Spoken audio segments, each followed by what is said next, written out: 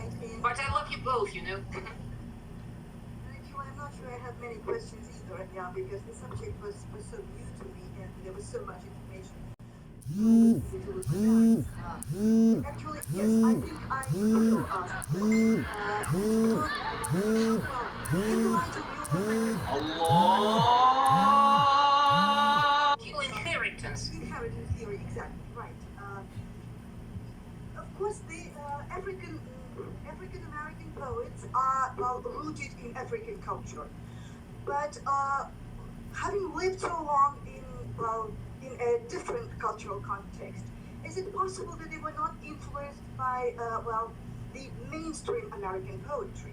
Did you trace the influence of white poets and white poetry in the poets of well you spoke about today, like Robert Frost maybe, or Whitman, or Edgar Allan Poe?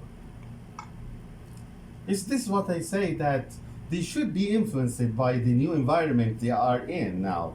Okay, but why? Why they are attached to the African forms? Because they haven't been recognized as full-fledged, Americans. That's why they resort to these forms in order to express their anger and their protest.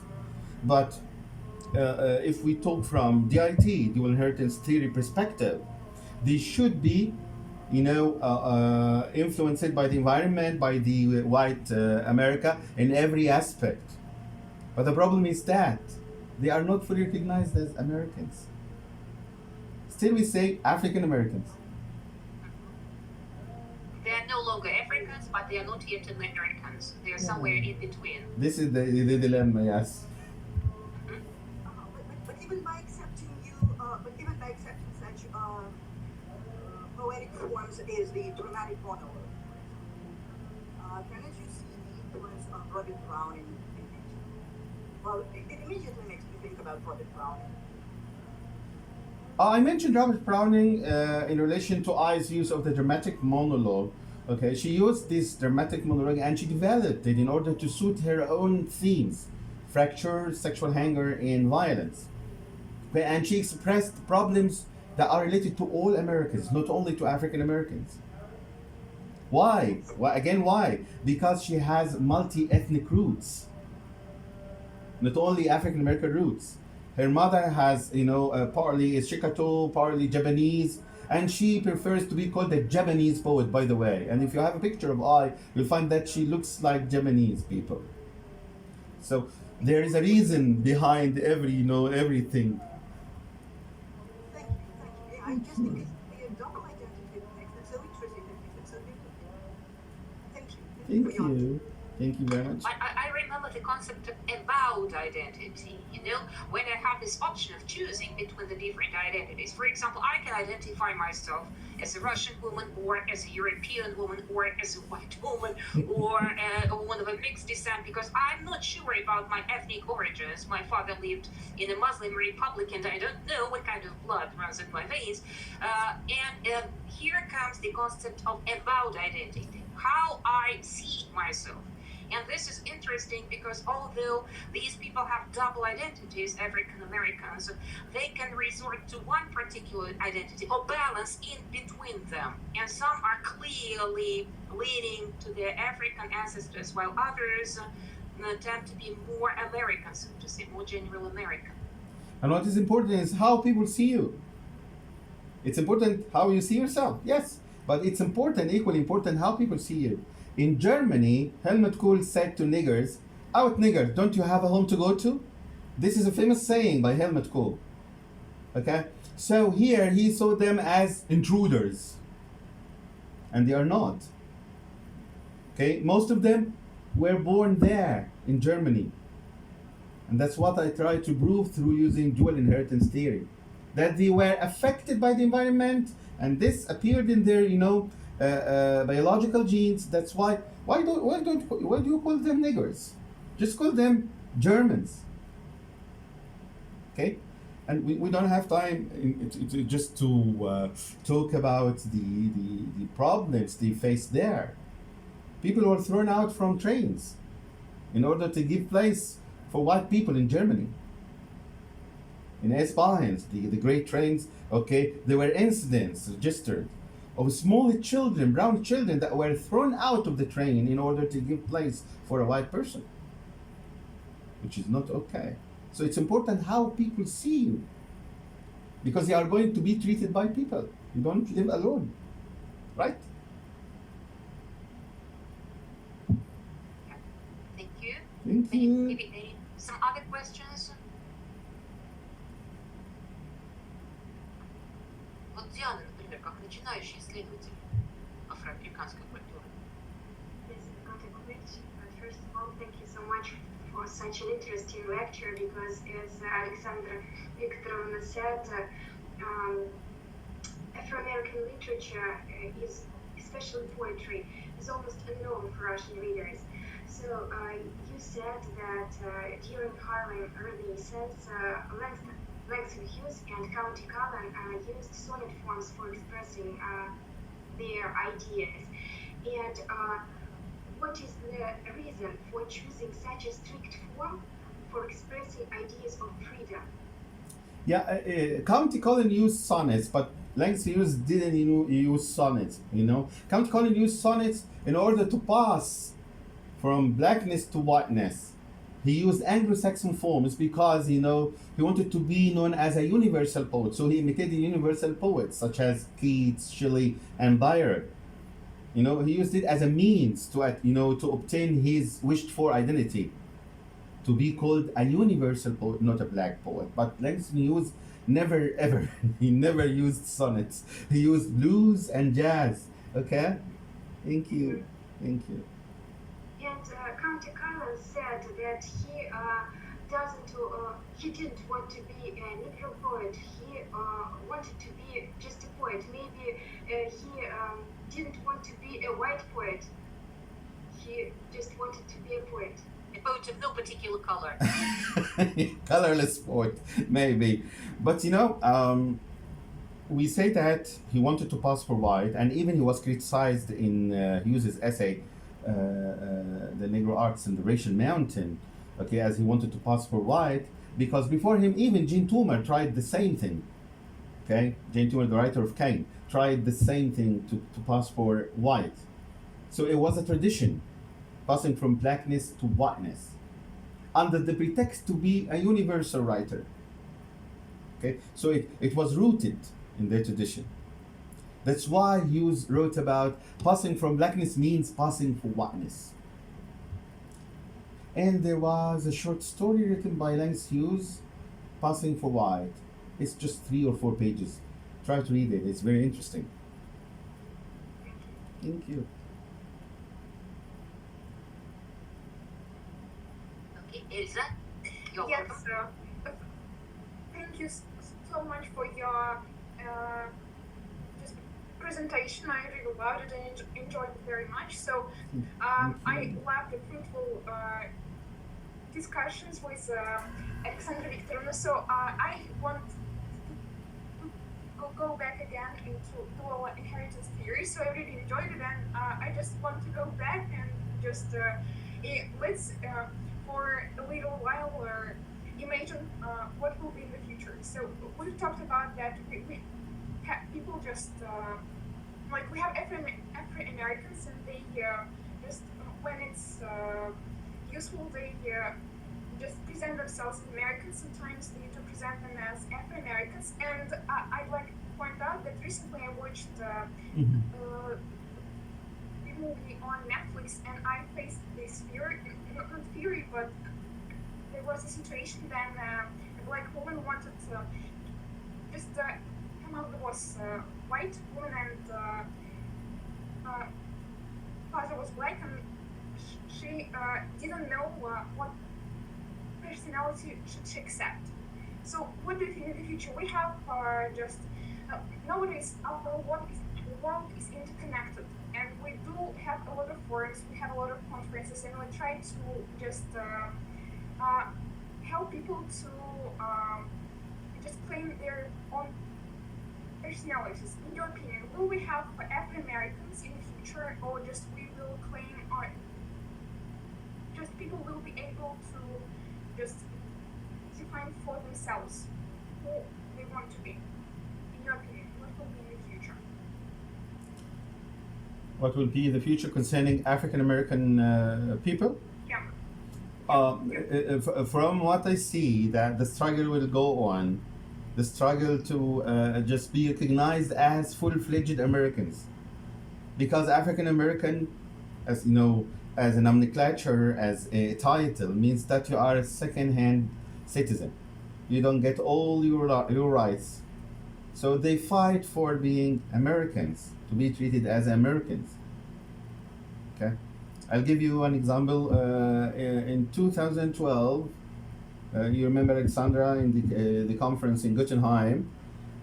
We went for a day to Switzerland in Basel, and I had an African American friend with me, and we entered to get batteries for his camera, and the man looked down upon him, saying that, okay, he didn't deal with dollars, so take the credit card. He didn't deal with credit cards. He wanted just to kick us out of the shop because the guy was African American. In Switzerland? Did it happen in Switzerland? Yes, it was Lamont Slater, if you remember him. We were moving around to get him batteries for his camera, and we entered the shop in Basel, and he was mistreated. It was difficult. So Incredible. Just yeah. incredible. It's difficult for those people, to be treated as equally as white people. So the future is not that, is not that easy for them.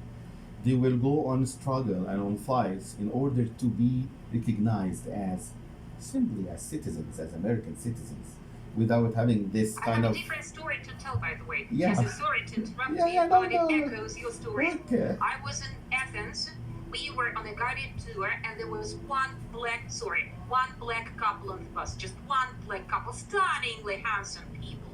And the husband was a little late for the bus. He was wearing a white attire, shorts and shirt, and the guy said, "Will you please wait a little for the gentleman in the white suit?" He was the only black gentleman on the bus.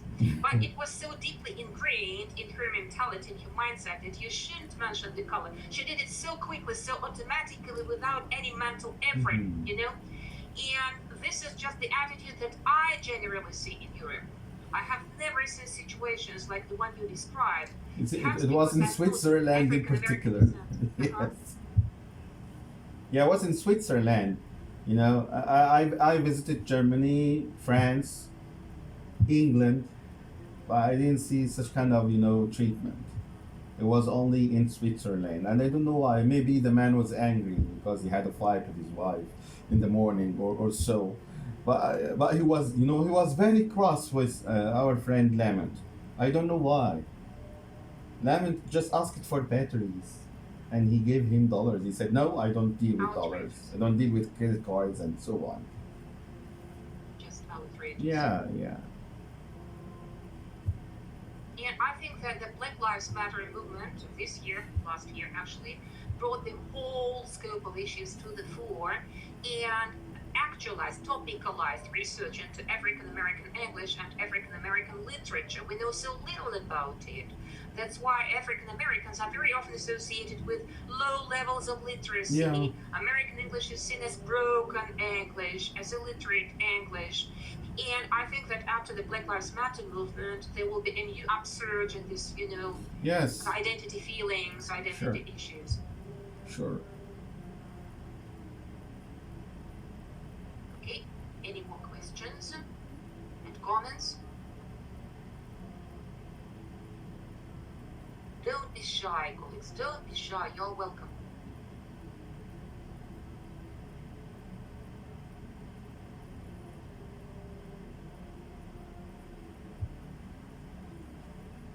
Okay. I wonder if I can thank Diana for your interesting question, because it started me thinking. Sonnet, using the poetic form of sonnets to express freedom, to speak about freedom. I mean, it is such a repressive form, a binding form. Isn't there really a contradiction? I think it was a genius question. Yeah. But Calvin used the sonnet to express his hatred, of the situation. When he used the sonnet writing, "Do I marvel Okay, he wonders how God creates a poet black and bids him sing.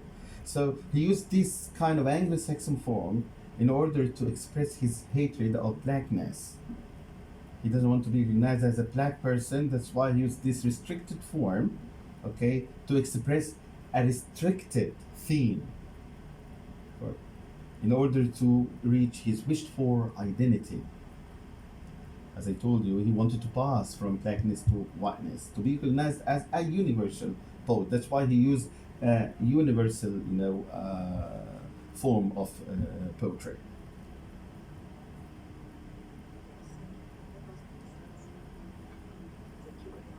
He has to overcome this rejection of the topic itself. He tried to get into the mindset of Yeah, the yeah. potential reader by using the recognizable form, the white form, Yes, quintessentially white. yes. That's a cunning trick, by the way, cunning thing to do.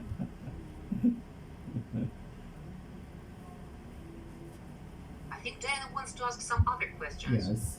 As a genius as the first one. Yes. No? Alright, so you mentioned Beyonce, and what about Nina Simone? Simone, right? I think that she influenced the culture so much, and her songs and her culture. And Billie Holiday, if we mention this tradition, Billie Holiday too. Talk about, What about her? you talk about the singer, Beyoncé, the singer. Nina Simone. Yeah, she was chosen as the main topic of the volume of Morgan Barkham because she's the black icon, and all black women try to idealize her.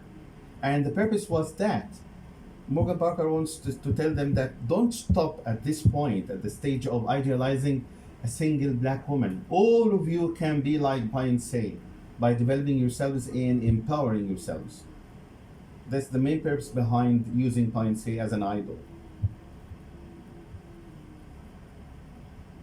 If we have time, we can play the song, but you can just play it. It's very interesting, really. Flawless by Beyoncé, and you will find part of the essay by Shimamanda Adichie. We should all be feminist. Running in the background of the song. It's just 4 minutes. You will enjoy it.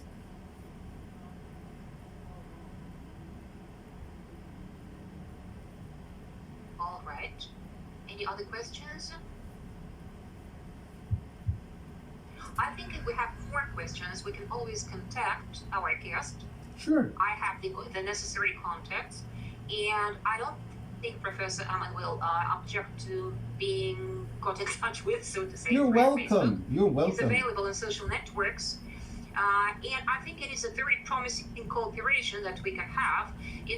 We do not deal with literature as such because we are a school of foreign languages, but we are very much interested in theories of identity because we have this intercultural communication studies line. One of our Yeah. programs Good. is intercultural communication. We are also interested in translation studies because we prepare translators and interpreters, and all research into different types of language, including African American, is of high interest to us too. So I think you can be a very valuable partner. Thank If you you very don't much. mind, of course. Sure. My pleasure.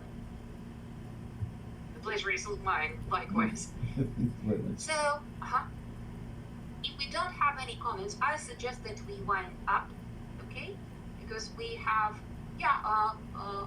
we have run out of time actually. Yeah.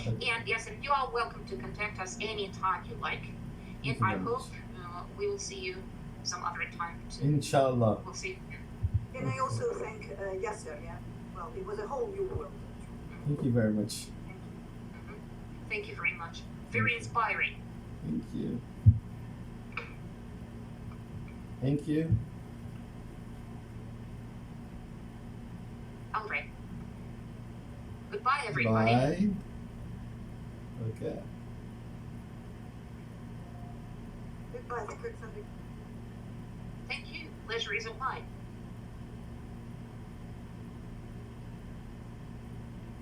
Выходим потихоньку. See you on other happy occasions. Assalamu alaikum. Walaikum assalam. Yes, and how many children do you have now? 6 or 7? 7. 7? Yes. How many girls? I remember 3 you had girls. 3 boys and 1 girl. How No, many? 3 girls And 4 boys. and 4 boys, yes. Some people are hard working, really, indeed. 3 girls. I remember that you were so happy about the tulips, and now you have 3. Yeah. Wow. Alhamdulillah. Thank God. Yeah. Okay, thank you very much. Thank you very much. See you. Assalamu alaikum. Bye.